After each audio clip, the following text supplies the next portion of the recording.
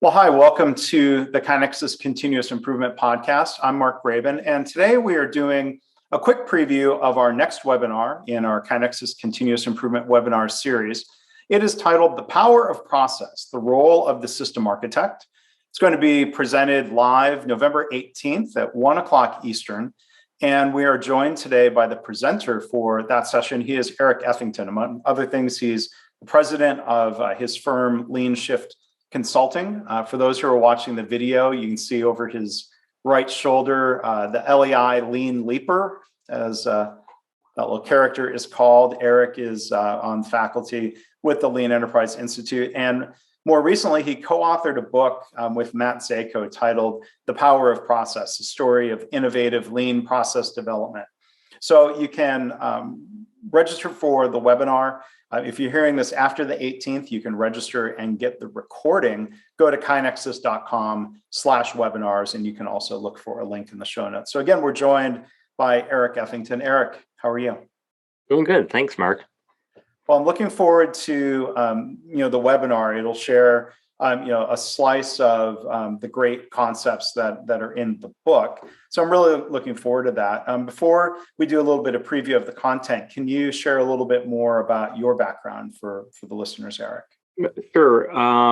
As you said, if you also look over my shoulder, I'm a graduate of what's now Kettering University, the old General Motors Institute, industrial engineer out of that space, and spent the first 22 years of my career in some form of the auto industry that culminated with the time at Delphi. Then I went on and worked at Textron, and about the last 12 years I've been out on my own. And but throughout that, I've had the benefit, kind of the fortune of being able to be taught by a lot of good people in doing lean in a very practical way. So it's kind of staying away from dogma, because there's that out there, but really kind of thinking more about the purpose of things and approaching it in a very pragmatic way.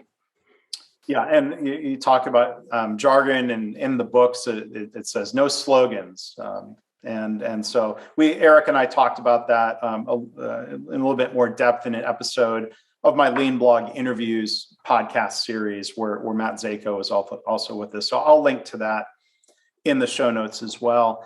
So maybe, just two high-level questions, maybe to preview the session on November 18th. What would you say, Eric, is your elevator speech about the importance of process design as maybe a precursor to then doing continuous improvement? Really, it probably has struck maybe many people in the audience that when you're going through some sort of improvement activity, you have flashbacks to we've done this before, or we've done this in another area. Why didn't we learn to do this better now? And the same thing happened to both Matt and I, where many times in our career at different companies where we would be going through some sort of improvement activity, or better yet, the new line or the new process would arrive, and it had a lot of issues we've already solved in the old process. And so we have a lot of very smart, well-intentioned folks working on these things, yet somehow this happens over and over again. So the idea here is to say, let's have a deliberate declared process to develop our processes so that when they launch, they're never perfect. The environment's always changing. Things are going to change. You're going to have to do continuous improvement, but now we're doing it at a different level. So an example of that maybe from healthcare might be an organization that is renovating a bunch of primary care clinics, and they renovate and reopen the first one, and they realize, we didn't plan in enough space for material storage. And then there's a scramble, sort of change. And then they renovate the next clinic and discover, we don't have enough space for supplies. What you're saying is there need to be some cycles of learning that influence future new designs? Yes, that influence that capture that learning, but to just there's a big difference, and this was our experience. There's a big difference between us just saying that and then actually having a deliberate process to do it, and that's where we're encouraging people to look is actually come up with a process that follows a general flow. Again, we kind of worried about slogans and dogma. We give 6 different lenses to look at your process is as it's developing, starting from the idea to launch. But they're not like hard and fast rules or anything like that, but just a way to give you some guidance to do better at developing processes. And I use an example from healthcare, but what Eric is going to share, I know will have applicability to KaiNexus customers or others who are in manufacturing or other settings, because I think this process model that Eric shares and that Eric and Matt write about in their book, I know is really broadly applicable. I want maybe just one other preview question, Eric, here. Your webinar is going to focus on the role of the system architect. What's the elevator speech on this role? That might be new for an organization. I know you'll share a lot more detail in the webinar. Yeah, that's a role that's basically, if you think about it, if you're going to have a process like this, a better process of process development, somebody needs to own it. It's not just going to happen on its own.